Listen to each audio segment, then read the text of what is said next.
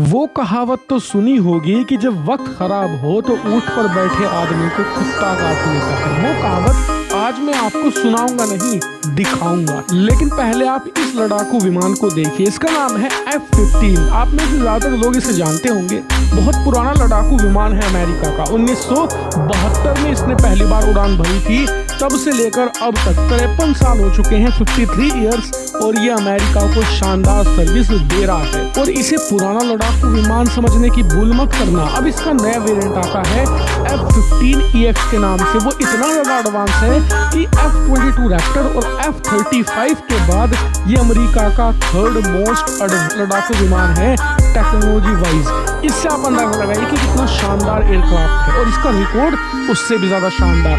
दरअसल 53 साल पहले इसने पहली बार उड़ान भरी थी, और तब से लेकर अब तक अमेरिका ने जितने भी युद्ध लड़े हैं उन सब में अमेरिका का ये फ्रंट लाइन एयरक्राफ्ट रहा है।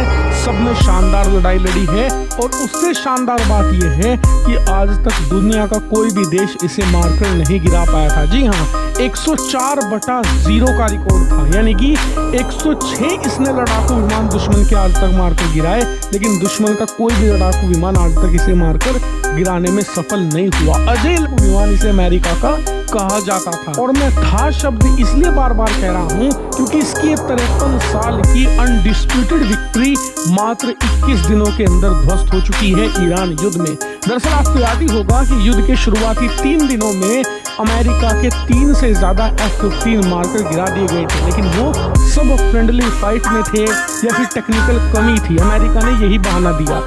लेकिन आज जो हुआ है उसको लेकर अमेरिका कुछ बहाना नहीं दे पाएगा। आप स्क्रीन पर देखिए, ये वीडियो जारी करी है ईरान की IRGC ने, जिसमें उन्होंने दावा किया है कि उन्होंने अफगान सिस्टम की मदद से अमेरिका के F-15EX लड़ाकू विमान को ईरान के ऊपर मारकर गिरा दिया है। जी हाँ, ये लड़ाकू विमान जब ईरान पर बमबारी कर रहा था उसी समय न सिर्फ इसे ईरान ने इंटरसेप्ट किया, बल्कि इंटरसेप्टर मिसाइलों से मारकर इसे गिरा भी दिया। हालांकि अमेरिकी मिलिट्री ने अभी इसे कंफर्म नहीं किया है, क्योंकि 3 घंटे पहले की ये बात है, लेकिन बहाना बनाने के लिए थोड़ा वक्त तो चाहिए होगा ना।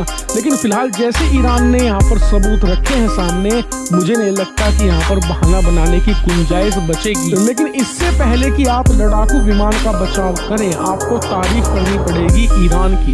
ईरान के पास कुछ खास एयर डिफेंस सिस्टम नहीं है, बस उनके पास है तर स्ट्रेटेजी, जिसके इस्तेमाल से उन्होंने अपने पास पड़े कचरे एयर डिफेंस सिस्टम से भी दुनिया के शानदार एयरक्राफ्ट को मारकर गिरा दिया। और हाँ, ये बहाना मत देना कि F-15 का रिकॉर्ड इसलिए अच्छा था क्योंकि आज तक उसका मुकाबला किसी बढ़िया एयर डिफेंस से नहीं हुआ। ऐसा नहीं है। ईरान के पास आज जो एयर डिफेंस सिस्टम है ना, वो 1980 के जमाने के हैं। जी हाँ, यानी कि सद्दाम हुसैन से भी पुराने। और इराक युद्ध में सद्दाम हुसैन की मॉडर्न वायु सेना और थल सेना का मुकाबला इसने किया था। इसके अलावा गल्फ वॉर इसने लड़ा है, सीरिया में लड़ाई इसने लड़ी है, दुनिया भर के युद्ध लड़ चुका है, एक से बढ़कर एक दुश्मन का सामना किया है। इसीलिए दिक्कत यहाँ पर पहले जहाँ लड़ाई लड़ी उनके रडार या डिफेंस सिस्टम में नहीं, यहाँ पर दिक्कत थी स्ट्रेटजी में। देखिए, किसी भी युद्ध में अगर आपको लगता है ना कि बेहतर हथियारों वाली सेना जीतती है, तो आप गलत हो। इतिहास उठाकर देख लो, हथियार बेहतर होने की बात सही है, लेकिन जब तक उस हथियार के पीछे बैठने वाले सैनिक में जिगरा नहीं होगा, उसमें दिमाग नहीं होगा, वो उसका सही यूटिलाइजेशन नहीं कर पाएगा। वियतनाम युद्ध, अफगानिस्तान का युद्ध बार बार हमको बताते हैं कि सही रणनीति और बिल्कुल सही इस्तेमाल हथियारों का आपको बहुत ही शानदार युद्ध जिता सकते हैं। और इस समय ईरान युद्ध फिर से हमें यही दिखला रहा है। लेकिन एक चौंकाने वाली बात आपको ये बता दूं कि ईरान के पास अभी S-400 एयर डिफेंस है जो उसने इस्तेमाल नहीं किया। जी हाँ, उनके पास एक S-400 की बटालियन है, लेकिन उसका इस्तेमाल इसलिए नहीं कर पाए क्योंकि उसकी डिलीवरी इसी साल की शुरुआत में हुई है। 2026 की शुरुआत तक उसकी डिलीवरी पूरी हुई है, टेस्टिंग भी इन्होंने करी है, लेकिन प्रॉपरली ट्रेनिंग नहीं दे पाए हैं अपने फौजियों को उस S-400 को ऑपरेट करने के लिए। अगर ये इस्तेमाल करते भी हैं, जरूरत पड़ेगी रशियन ऑपरेटर्स की। लेकिन ईरान के लिए क्या अपने फौजियों को रूस भेजेगा S-400 चलाने के लिए, ये भविष्य बताएगा। लेकिन अगर S-400 इस युद्ध में उतरता है तो यकीनन यहाँ पर चीजें और मुश्किल होंगी अमेरिका और इजराइल के लिए। लेकिन हमारे लिए तो ऐसा होना चाहिए, क्योंकि तब मुकाबला होगा S-400 का F-35 और F-22 रैप्टर से, और तब हम देखेंगे कि S-400 स्टेल्थ टेक्नोलॉजी के खिलाफ कहां टिकता है। हालांकि मैं इस नजर बनाए हूँ, जैसे ही कोई खबर आती है S-400 डिप्लॉयमेंट की, मैं आपको जरूर बताऊंगा। चैनल को सब्सक्राइब कर